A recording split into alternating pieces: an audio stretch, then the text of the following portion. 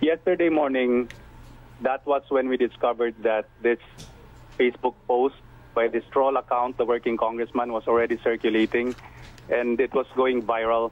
Actually, this page has been posting black propaganda and fake news for a few months now against me. So alam po talaga natin na fake page po ito. This is not my Facebook page. My Facebook page is Attorney Lordans One, which has around 70,000 followers. Ito po, kung i-check natin, itong page na The Working Congressman, it had less than 1,000 followers. So makikita talaga natin na hindi siya legitimate na page. And matagal na po silang nagpapakalat ng black propaganda and fake news, pretending to be me in order to destroy my reputation.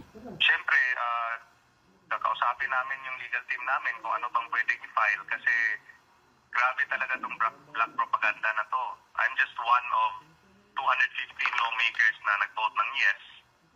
And it seems to me that the House has found that the impeachment complaint has form and substance, kaya na-approve talaga siya sa House with 215 votes.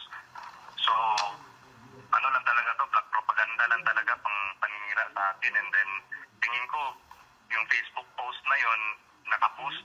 Sobrang boost talaga to, boosted talaga.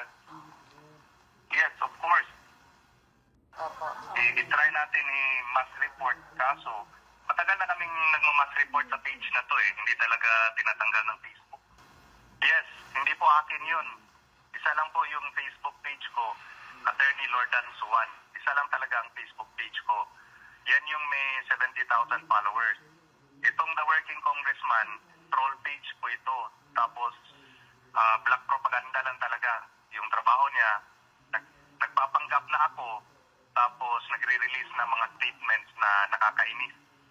Kasi parang... Yung parang pinapagalit yung mga tao against me.